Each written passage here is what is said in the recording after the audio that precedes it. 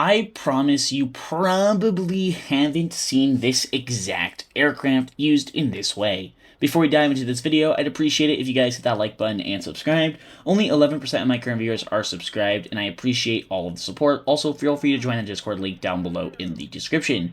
So you guys have probably seen the A7 Corsair 2, but you're probably more familiar with the A7E, as that's the more modern variant, or even the A7K, which is an old battle pass, or I guess event vehicle. And those both have access to more advanced air-to-air missiles and more advanced air-to-ground munitions like the Walleye. You probably haven't heard of the A7D. The A7D is fabulous. So if you guys aren't too familiar with how US CAS aircraft work, we normally only get access to a handful of munitions, those being the AGM-65B, the AGM-65D, the GBU-8, the Walleye, and so on. You don't have any other aircraft in the US air tree that has the AGM-65A except for the A7D. Now, the only other aircraft that has this main missile is the A-YIT, and it's essentially a worse A7B, but at 10.3, which, by the way, can see 9.3, is probably one of the most broken CAS vehicles you will ever have. The A7D is a subsonic, truly capable air-to-ground domination fighter, in my opinion, well, attack aircraft, in my opinion. Now, the biggest downside to this aircraft is speed. The next biggest downside is maneuverability. However, in my personally totally wrong opinion, the A7 is the best of all the worlds when you need a CAS aircraft. I run this thing over the A10A early because, in my opinion, it is just a bit better. Now, obviously, the A10 has things going for it, but so does the A7. This thing climbs a wee bit faster, and honestly, it's a wee bit faster. I mean, the A7D tops out at just under Mach 1. You are not pushing 500 in an A10, realistically speaking.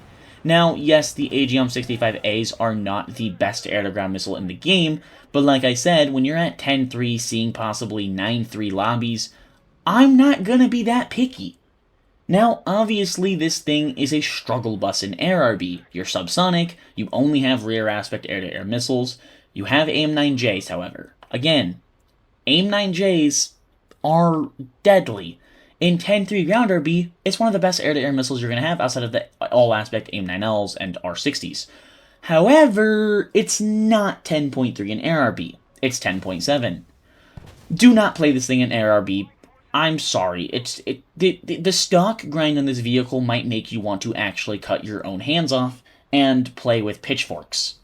That's how serious I am. I would rather do, I don't even want to say what I'd rather do than play the A10 or A7D in AirRB. This thing is just atrociously bad. Don't touch it in AirRB.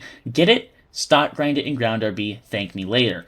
Now, the A7D has one thing that I genuinely think people forget about, in ground RB, because it's been such a long time, there's only so many aircraft that can do it, realistically speaking, is a true top-down attack ability. Yes, you can do this in top tier, especially now with anti-radiation missiles, but it's not the same. Doing it out of lower BR is way more fun, in my opinion. It's very reminiscent of, like, the early F-16s, like the F-16A, how it could just do the top-down attack and just do that, and it was phenomenal.